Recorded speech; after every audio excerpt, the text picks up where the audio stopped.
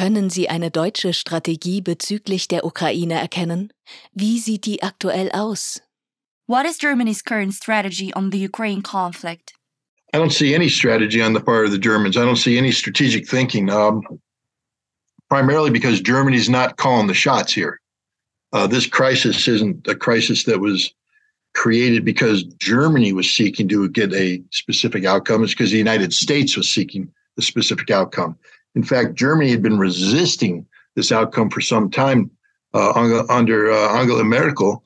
There was a recognition that Germany's economic future was founded on the sustained continued availability of cheap Russian gas, that was going to keep Germany economically viable. Angela Merkel maintained, despite all tensions, et cetera, an open line of communication with Vladimir Putin. They were talking together in a collegial fashion. Even when they had policy differences, I don't think ever once they lost the ability to pick up the phone and have a meaningful conversation. And even on Ukraine, which Germany's to blame 100%. The Normandy format was Germany and France, and the Normandy format was supposed to promote Minsk II. I think one of the fundamental questions that the German people should be asking answers for is: was Germany aware of the Ukrainian government's stance that Minsk II was a sham? Was Germany part of this sham? Was Germany deceiving the world? Is Germany a state that can no longer be trusted? Because frankly speaking, if you say you're going to work with the French to create a foundation of negotiated settlement in Ukraine, and you have to work with the Ukrainian government, and the Ukrainian government saying, well, this is all a sham. We were simply doing this to buy time so that NATO, and yeah, I guess Germany is a member of NATO. So when they say NATO, do they really mean NATO?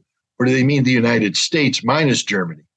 Was Germany part of the training program to train the Ukrainian army so it could confront the Russian separatists? Or is Germany outside of that? And if Germany was outside of that, then is Germany really a part of NATO? Is Germany a fake country? Does Germany matter anymore? Is Germany relevant? These are all important questions. But the most important one is, did Germany know this was a sham? Did Germany know that by signing on to the Minsk II Accords that they were really just facilitating a conflict? And if so, then why did this conflict take Germany by surprise? Because if you're going to confront Russia in Ukraine, do you really think that you're going to continue to have free access to cheap Russian gas? Are the Germans this stupid? And that's a fair question. Because you take a look at what's going on right now, how has Germany benefited from any of this? Where is the benefit to Germany? A $12 billion critical piece of energy infrastructure has been destroyed, not by Russia, but by your closest ally, the United States or Great Britain or both. Your jobs are migrating to America. Really? I mean, your great American friend is open for business, but the business is your business. Come to America, where we have cheap energy prices. Well, why aren't energy prices cheap in Germany more? Oh, yeah, because you shut off our ability to get Russian gas. You're flooding us with expensive American liquid natural gas. We can't afford to do business anymore. If this is the strategy of Germany, then German politicians need to be arrested and prosecuted for war crimes against their own people, because this is criminal what's happening to the German people. It's criminal. I don't see any strategy at all, which is reflective of the fact that Germany stands for nothing. Germany's not a good NATO member. Germany's not looking out for its own people. Germany's not a responsible member of the international community. Germany is stumbling along. In America, we have something we call the OODA loop. It's a military term. It's observe, orient, decide, act. It's a decision-making cycle. Germany is not in the lead. It's not that Germany's acting and everybody's reacting. Germany is in reactive mode nonstop. Germany is reacting to everything, which means Germany is losing every fight it's involved in. Germany's losing economically, politically, diplomatically, militarily. Germany isn't winning anywhere. Is this the strategy of Germany? I hope not, but it sounds like it is. Wie schätzen Sie unsere Außenministerin Annalena Baerbock ein, die Mitglied einer Partei ist, die von sich behauptet, eine Anti-Putin-Partei zu sein? How do you rate the German Foreign Minister Annalena Baerbock, who is a member of the Green Party that claims to be anti-Putin? Well, two things. If you're going to be the anti-Putin party, can you at least articulate why? What does that mean? I bet you I could get her right now in front of all the German people, and she doesn't know who Vladimir Putin is. She doesn't know anything about the government of Russia. She doesn't know how Russia functions. She knows nothing about Russia. So when she says she's the anti-Putin party, what she's saying is she's a tool of the United States. That's it, straight up. She can't articulate who Vladimir Putin is, what he stands for, what he wants, what the Russian people feel about him. She doesn't know anything about him. And I'm putting that challenge straight up. She is ignorance personified when it comes to Vladimir Putin, and yet she's the anti-Putin party. She doesn't even know what she's anti of. But she's also anti-German. I mean, okay, let's just take this. Isn't she the one that stood up and said, I'm going to support Ukraine no matter what? I don't care what the German people think. You're a democracy or a dictatorship? I don't understand that concept of a foreign minister who says, I don't care what the German people think. I'm going to do this. That alone disqualifies her from any elected position ever again. She should be run out, tarred and feathered, shipped off to exile someplace. But you said she was Green Party, the Green Party. How is that working out for you, Germany? The Green Party in charge now. I mean, gosh, you don't have any more nuclear power. That cheap Russian gas ain't there anymore. You can't afford the expensive American liquid natural gas. It's called coal, I guess. Yes, coal. You're digging a lot of that up out of the ground. You're putting it into plants, and it's spewing the carbon into the air. How'd that work out? She's not the Green Party. She's the hypocrite party. Everything about her is hypocrisy defined. She's ignorant and hypocritical, but she's yours. You deal with her. In Deutschland gibt es eine Organisation namens Atlantikbrücke, deren Ziel es ist, die Verbindung zwischen Deutschland und den USA zu stärken. Welche strategischen Interessen werden hier bedient? There is an organization in Germany called Atlantic Bridge, whose goal is to strengthen the connection between Germany and the US. What strategic interests are there being served here? I grew up in Germany. I lived in Kaiserslautern. That was a big American community at that time. There's 75,000 Americans in the greater Kaiserslautern area. But we lived out in the villages, amongst the German population. And there was friendship, legitimate friendship. When we walked down the road, Germans were very friendly, welcoming. We weren't treated as occupiers. We weren't treated as the enemy. We were treated as people there to help Germany, because this was during the Cold War. And whether history will show that there was ever a real Soviet threat, that's a question to others. I believe that whether the Soviets intended to be a threat to Germany in the 1970s, the relations between the West and the Soviet bloc were such that Soviet Union was a threat, because there was a threat of potential conflict. And the American service members over there, like my father, like my mother, were there genuinely because we believed we were there to protect Germany from the Soviet threat. So I think we were working together towards a common objective. But when the Soviet Union went away, that common objective started to fray. What was the purpose of the American military engagement? And you saw how little regard we had for Germany when Donald Rumsfeld spoke of old Europe and new Europe. And he dismissed Germany. You were old Europe. You don't count. We want new Europe.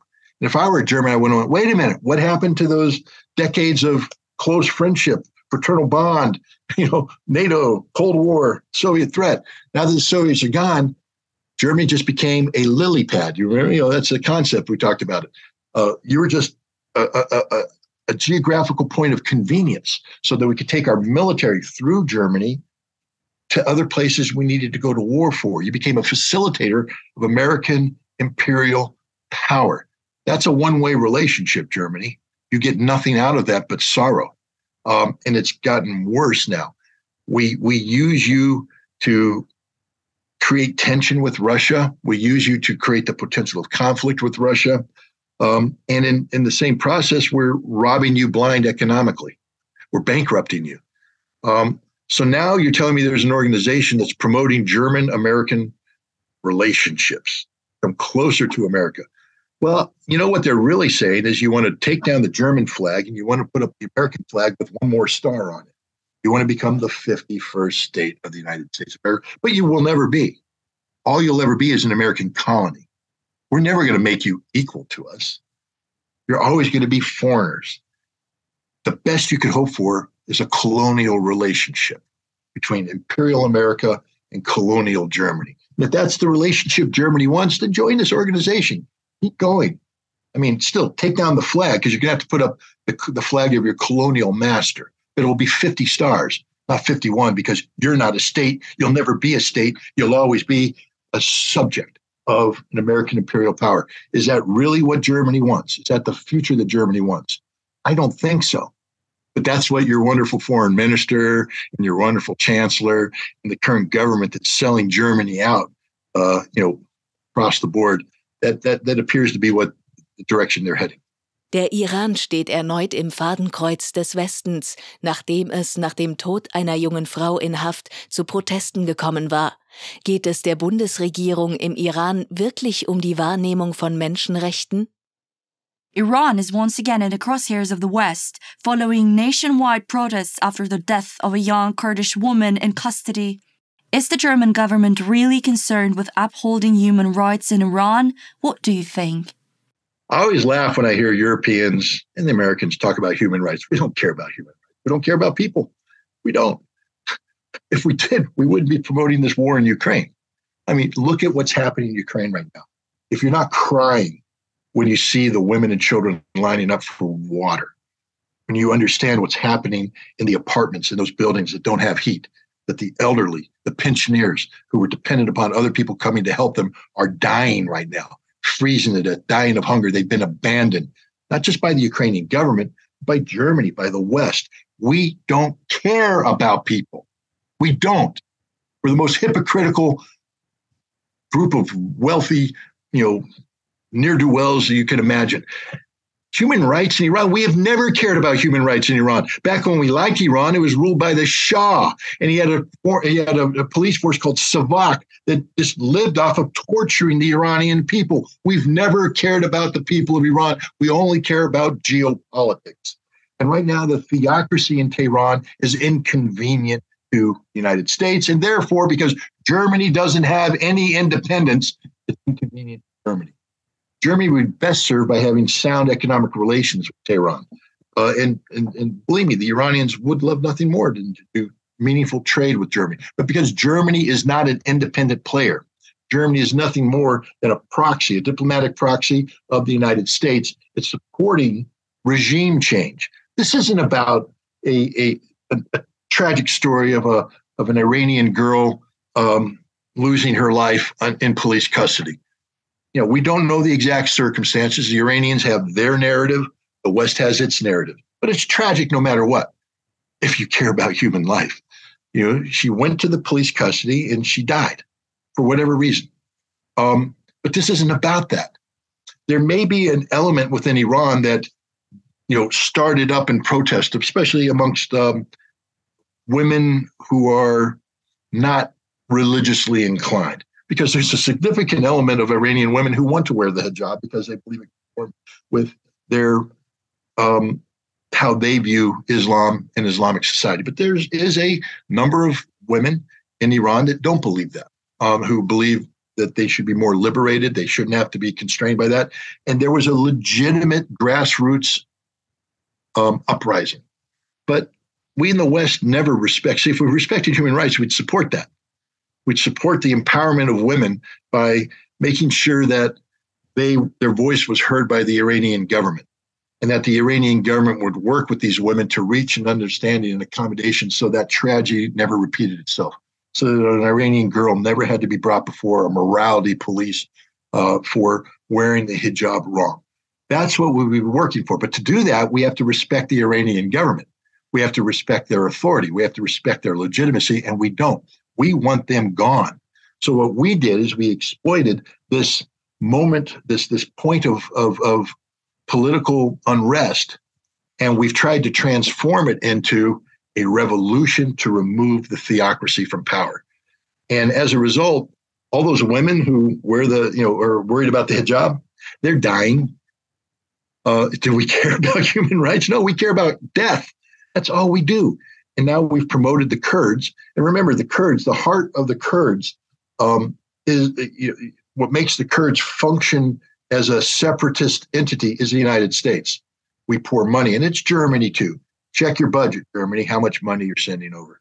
Check German troops that went to Syria to train the Kurds. The same Kurds that the German troops trained are fighting in Iran right now because there is connectivity between Syria through Iraq into Iran. It's one and the same, this overarching notion of Kurdish independence.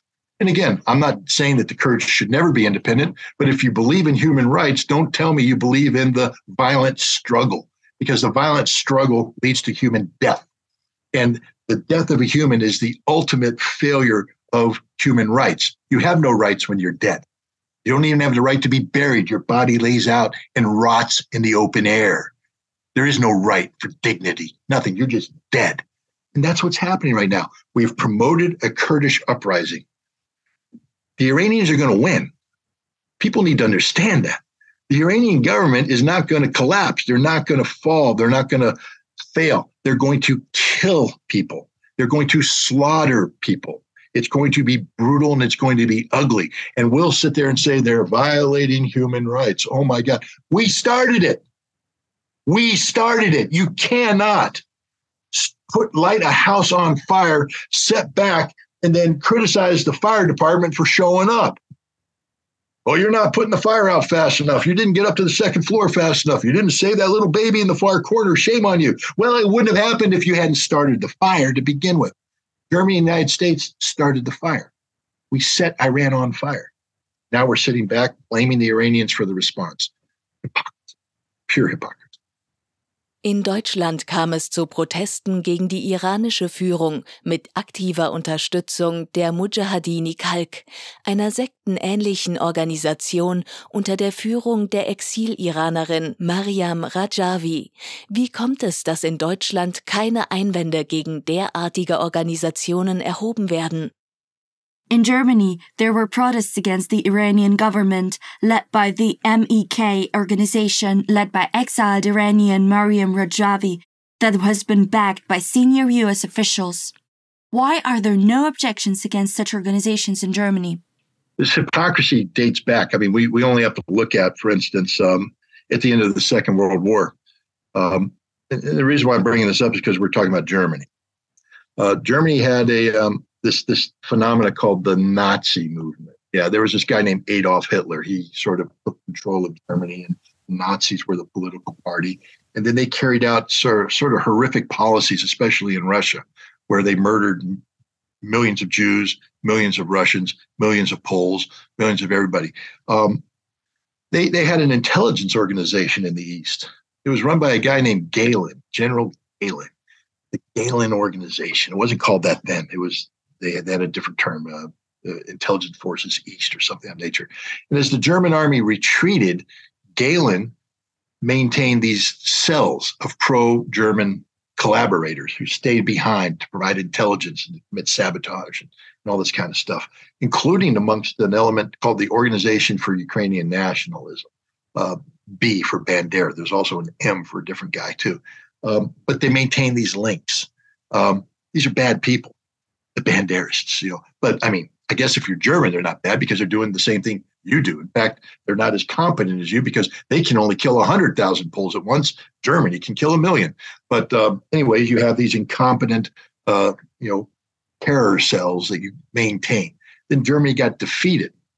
Now, if you believe in the rule of law and accountability, Gehlen and his minions should have been put up against a wall and shot. I guess we didn't shoot them, we hung them.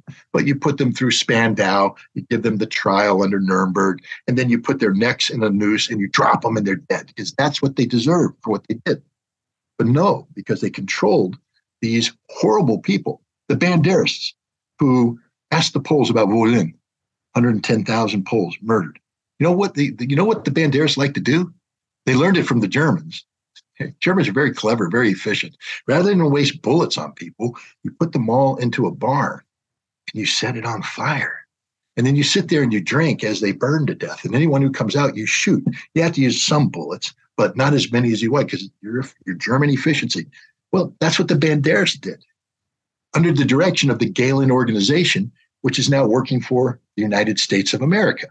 Hey, Germany, good job. You guys are so damn good. I mean, you stand for so much. You stand for nothing except serving your American colonial, imperial, dominators.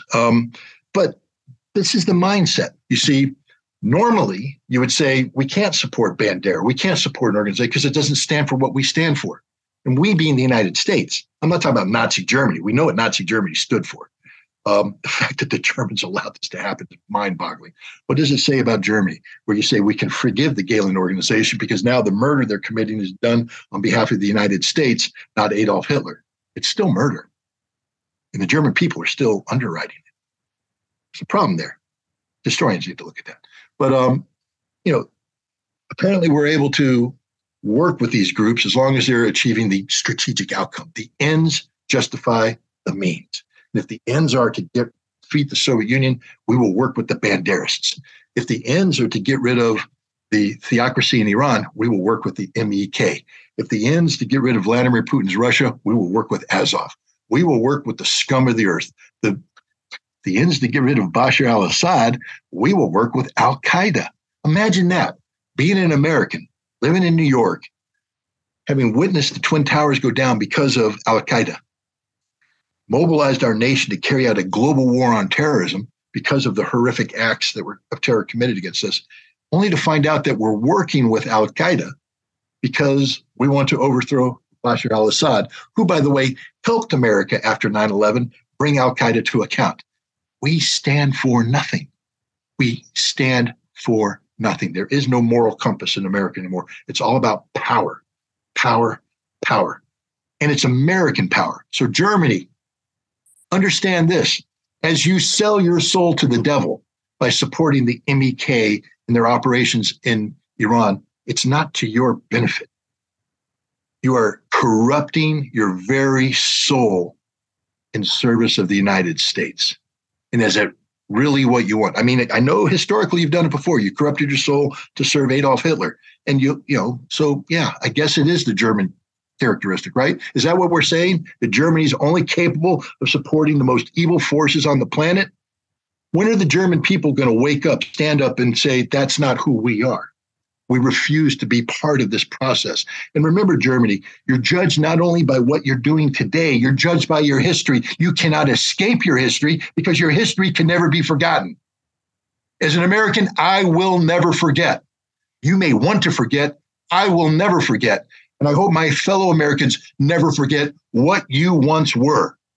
You have to work doubly hard to free yourself of that weight. You don't get a free pass. I don't sit here and not worry when your chancellor says he wants to spend 100 billion euros to rebuild a German army for the purpose of marching east through Poland to confront Russia. We did that before. You don't get a free pass.